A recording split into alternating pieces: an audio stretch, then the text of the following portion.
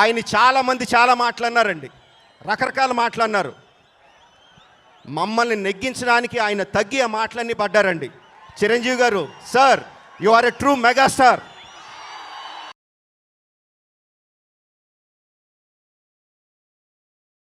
Hello friends, నేను రాజీవ్ గారు.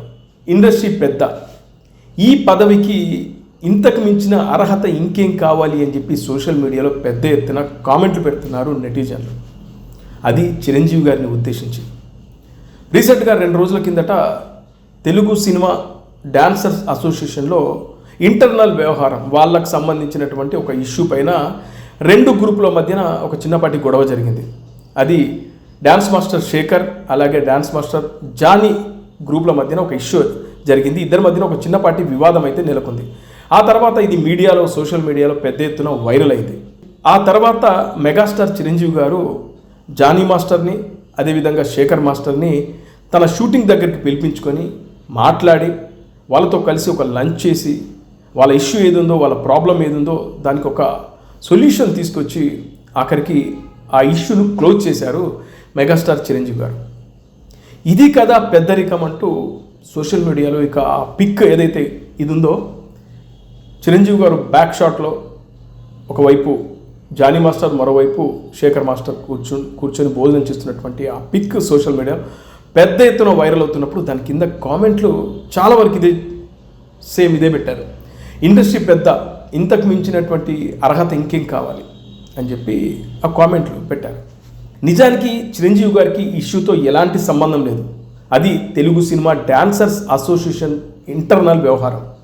అయితే ఇది మీడియాలో చూసినటువంటి చిరంజీవి గారు, లేదు, ఇలాంటి విషయాలు ఇంటర్నల్గా మీ అసోసియేషన్ మధ్య జరగాల్సిన చర్చలు అనవసరంగా రోడ్డుపైకి వచ్చి దీన్ని ఒక పెద్ద వ్యవహారంలో చేసి, పైగా మీడియా, సోషల్ మీడియాలో ఇది పెద్ద ఒక వార్త అయినట్లు ఎందుకు ఇదంతా అని చెప్పి చిరంజీవి గారు ఆయన్నే తన షూటింగ్ బిజీలో ఉండి కూడా ఒక ఇండస్ట్రీకి పెద్ద దిక్కులా భావించి ఈ ఇద్దరిని పిలిపించుకొని మాట్లాడి ఆ వ్యవహారాన్ని సెట్ చేశారు. నిజంగా ఆయనకి ఏం అవసరం? ఆయన షూటింగ్లో ఆయన చేసుకోవచ్చు కదా. మరి ఎందుకు ఈ వ్యవహారంలో అతను తలదూర్చి వాళ్ళని పిలిచి మరీ ఇష్యూను క్లోజ్ చేశాడు? అంటే దీన్నే పెద్దరికం అంటారు. పెద్దరికం అంటే ఎవరో ఇచ్చేది కాదు, అది కొందరికి బై బర్త్ వస్తుంది. అదే మెగాస్టార్ చిరంజీవి గారికి వచ్చింది. మనం చాలా సందర్భాల్లో వింటుంటాం, తెలుగు సినిమా ఇండస్ట్రీకి దాసరి నారాయణరావు గారి తర్వాత పెద్ద దిక్కు ఎవరు అని చెప్పి. దీనిపైన చాలాసార్లు వివిధ ఈవెంట్లలో ఇష్యూలు కూడా జరిగాయి. చిరంజీవి పెద్ద అంటే, ఇండస్ట్రీకి పెద్ద అంటే కొంతమంది ఒప్పుకునే పరిస్థితుల్లో లేరు. చిరంజీవికి ఎలా పెద్దరికం ఇస్తారు అని చెప్పి మాట్లాడే వాళ్ళు కూడా ఉన్నారు. కానీ పెద్దరికం అంటే ఇది. రీసెంట్గా చూస్తే థియేటర్కి సంబంధించిన ఎగ్జిబిటర్ల ఇష్యూ కానీ, దానికి ముందు సినిమా కార్మికులు వాళ్ళ వేతనాలు పెంచాలని కానీ, ఇలా అన్నిట్లలో చిరంజీవి గారు ఇన్వాల్వ్ అయ్యి ఒక పెద్ద ఇండస్ట్రీకి పెద్ద మనిషిగా ఒక పెద్దరికాన్ని భుజాన వేసుకొని ఆ సమస్యలకు ఒక పరిష్కారాన్ని చూపించారు చిరంజీవి గారు. అదేవిధంగా చూస్తే కరోనా సమయంలో కూడా ఎవరూ ముందుకు రాలేదు. ఆ సమయంలో తెలుగు సినిమా ఇండస్ట్రీని నమ్ముకున్న కార్మికుల పరిస్థితి ఏంటి అని ఒక పెద్దగా, ఒక ఇంటి పెద్దగా ఆలోచించాడు చిరంజీవి గారు. అందుకే ఆయన ప్రతి ఒక సినీ కార్మికుడి కుటుంబానికి, ఇంటికి 25 కేజీల బియ్యంతో పాటు నిత్యావసర వస్తువులు కొంత అమౌంట్ ఇచ్చి, వాళ్ళకి ఒక నెలసరి గ్రాసాన్ని ఇచ్చి చిరంజీవి గారు అప్పుడు కరోనా సమయంలో వాళ్ళు ఇబ్బంది పడకుండా ఆదుకున్నారు. అంతేకాకుండా ఆక్సిజన్ సిలిండర్స్, ఎవరైనా ఇబ్బందులు కార్మికులు ఉన్నారంటే ఇమ్మీడియట్లీ వాళ్ళకు ఆక్సిజన్ సిలిండర్లు అందించడం, కరోనాకు సంబంధించినటువంటి టెస్టులు చేయించడం, ఇవన్నీ దగ్గరుండి చూసుకున్నారు చిరంజీవి గారు. దీన్ని పెద్దరికం అంటారు. పెద్దరికం అనేది ఎవరో ఇచ్చేది కాదు భయ్, అది స్వతహాగా బై నేచర్ ఉండాలి. అదే చిరంజీవి గారిలో ఉంది.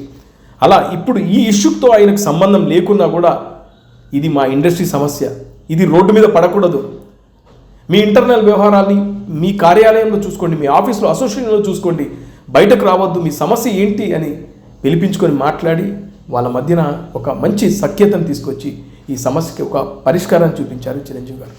ఇక కొంతమంది ఉంటారు, ఇలాంటి సమస్యల్ని తమకు అనుకూలంగా మార్చుకొని ఆ ఇష్యూని ఇంకా పెద్దగా చేసి తద్వారా శునకానందం పొందేవాళ్ళు కొంతమంది ఇండస్ట్రీలో ఉన్నారు. కానీ మెగాస్టార్ చిరంజీవి గారు అలాంటి వ్యక్తి కాదు. ఒక సమస్య ఉంటే దాన్ని పరిష్కరించాలి, ఇష్యూ క్లోజ్ చేయాలనే నేచర్ ఉన్నవాడు. ఎన్నో చేశారు ఆయన.